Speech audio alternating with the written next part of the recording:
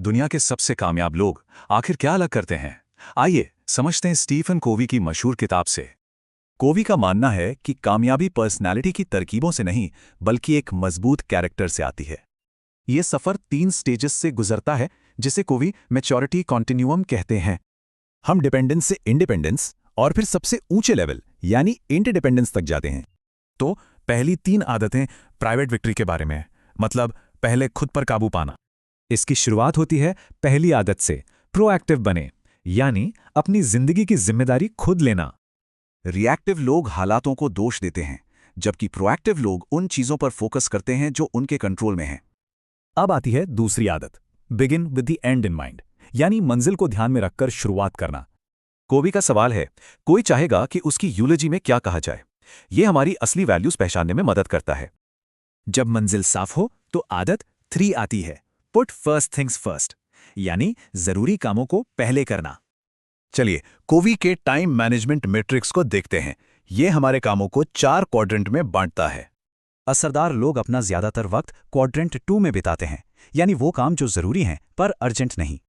Private victory के बाद अब बारी है पब्लिक विक्ट्री की, मतलब दूसरों के साथ मिलकर काम करना। इसकी शुरुआत होती है चौथी आदत से, थिंक विन विन। ये एक ऐसी सोच है जिसमें सबकी जीत हो। ये सोच इस विश्वास पर टिकी है कि दुनिया में कामयाबी और खुशी की कोई कमी नहीं है, सबके लिए बहुत है। अब विन विन तक पहुंचने के लिए 5वीं आदत बहुत जरूरी है। पहले दूसरों को समझें, फिर अपनी बात रखें। कोवी का एक मशहूर कोट है, ज्यादातर लोग समझने के लिए नहीं बल्कि जवाब देने के लिए सुनते हैं। इस आदत का मतलब है एम्पैथेटिक लिसनिंग, यानी अपनी बात कहने से पहले दूसरे का नजरिया समझना। तो विन विन सोच और दूसरों को समझने के बाद आती है आदत 6, सिनर्जाइज। ये क्रिएटिव टीम वर्क का पीक है। सिनर्जी का मतलब है कि पूरी टीम मिलकर अपने अलग अलग हिस्सों के जोड़ से कहीं ज्यादा हासिल करती है। और इन सारी आदतों को बनाए रखने के लिए आती है आखिरी और सबसे जरूरी आदत। ये है आदत 7, शार्पन द सॉ, मतलब लगातार खुद को बेहतर बनाने और रिन्यू करने की आदत। इसका मतलब है जिंदगी के 4 जरूरी एरिया में खुद को रीन्यू करना: फिजिकल, मेंटल, इमोशनल और स्पिरिचुअल।